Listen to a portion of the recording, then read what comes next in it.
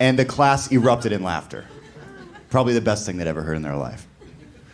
And then the teacher, noticing that if he were to go against me, that he would lose the class, decided to play along, and he said, I'll give that a 7 out of 10. And then the class again erupted into laughter. And that's when I realized that farts are funny. They're always going to be funny. As far as I'm concerned, a fart's one of the funniest things. It's the best fart joke. Just a straight fart. And I'm not proud of what I've done. I'm a dad now. Don't judge me. 2008, I was in Las Vegas, Nevada for 7 days performing at Planet Hollywood.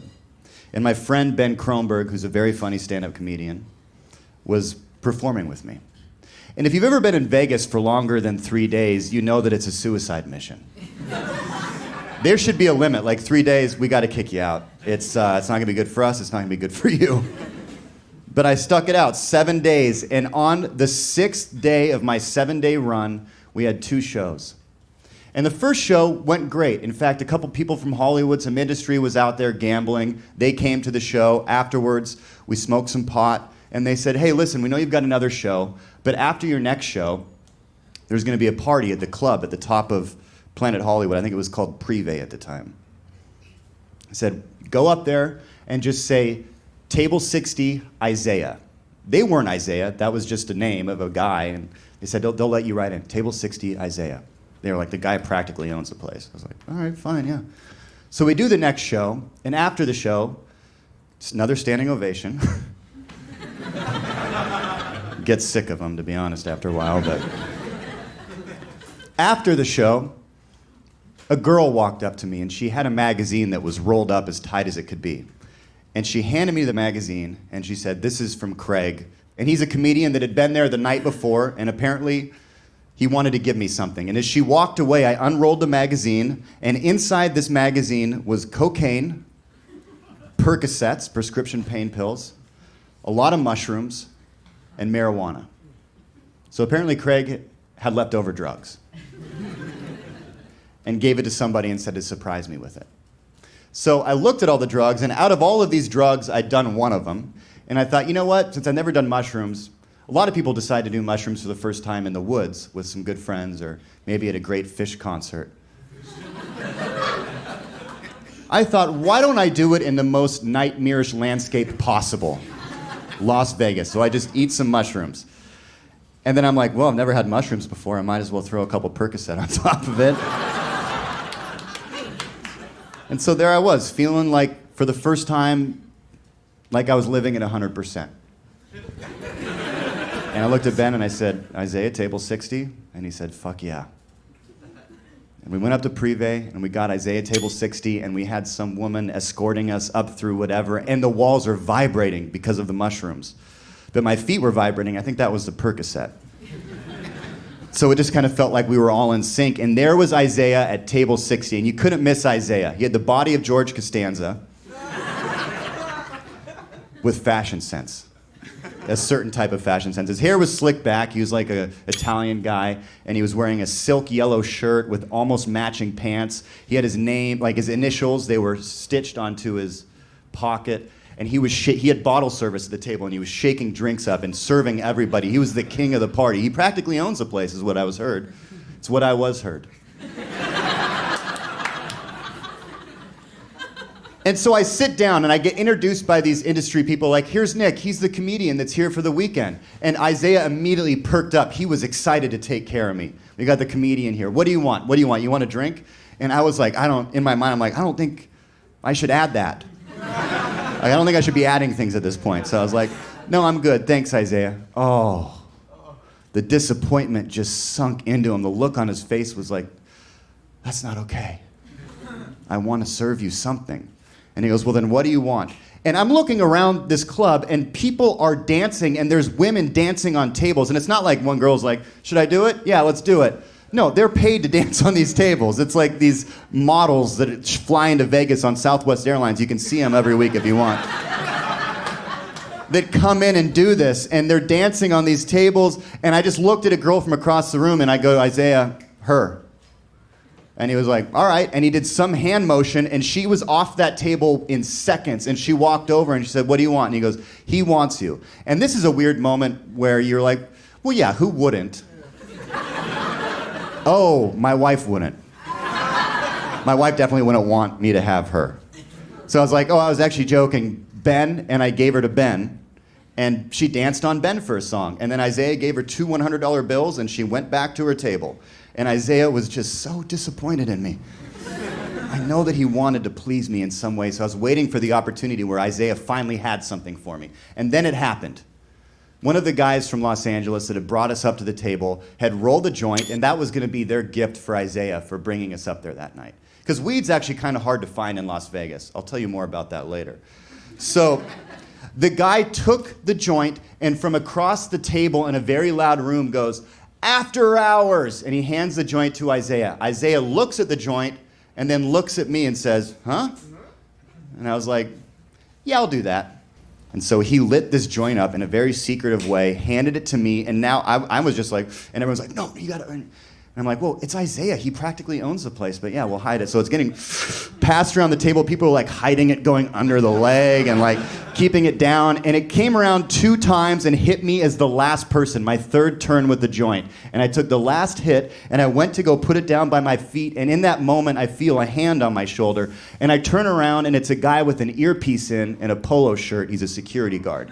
And then I look around at the table, and people are scattering. Isaiah is jumping over this fucking booth. Like, I don't even know what he's doing. He's just, people are clearing out, and not me, and not Ben, and not this agent that was there from Los Angeles. We're all just stuck at the table, and now we're surrounded by 10 security guards, all in polo shirts with the earpieces. And they don't just surround us like there's like a couple areas where we might be able to jump through. It's like they've barricaded us with their arms, and their move was this. It wasn't grabbing us. It was just like a group walk. And they just slowly group walked us, and we're just in the middle of a circle, and I'm like, you know, you think like a little dance circle or what? But it feels weird, and they pull us out, and in this kind of big hallway, there's more security guards. These ones have suit jackets on, same earpieces. Things are starting to change. Temperature's changed a lot in the room. I have all of my drugs in this pocket. All of them. In my jacket pocket right here, I have my own weed. And the first thing that they notice is that I look a little more eccentric than the 2 other people. So they separate all of us, and then everything's focused on me. And they're like, what drugs do you have? Tell us right now. And in my mind, I was like, let's just give them one at a time and see if they keep pushing. So I pulled the weed out of my pocket, and I'm like, I've got this. And so now he's looking at this device. It's like this wooden thing with a twist top, and there's this metal bat that springs out because there's a spring in there, and it like jumps out. And the guy's like, what is this? And so I'm starting to explain. I'm like, well, you take that thing and you put it in, and it gets some weed out, and then you smoke it. And he's like turning it upside down, and like there was no weed. It's just like some specks fall out. I'm like, oh, God. And he goes, all right, all right. And in that moment, I realized, oh my God, I can't get arrested. I'm actually performing on The Tonight Show 4 days from there. Like, I had just shot a television show for NBC the week before. I cannot get arrested for all of these drugs in Las Vegas right now. This is the biggest moment of my life, and I'm a fuck up, and I hope, oh my God, everyone's gonna hate me and my family, and like, it's all kind of hitting me. And when you're kind of high on stuff and you start to take that negative turn, it really goes bad. And the one nice thing was a Percocet that was just really warming my body. So I'm standing there, and right in that moment, I'm like, you can't arrest me, I'm the comedian. I'm the comedian performing here at Planet Hollywood. And that was the moment that the agent who was in there, even though he's not my agent, steps up and he goes, you can't arrest him. If you do, then I will never book another comedian in this casino again. And this seemed to affect something a little bit for a moment. And they're like, well, the cops are already on their way, so we're just gonna take you guys down to the holding room. So now they take us to an elevator, and we're stuck in this elevator, and we're going down, and the vibes are bad. And I'm like, it's just weed, it's not a big deal. And he goes, this is Nevada, son. Having marijuana is just as bad as having cocaine. And in my mind, I was like, what if you have both?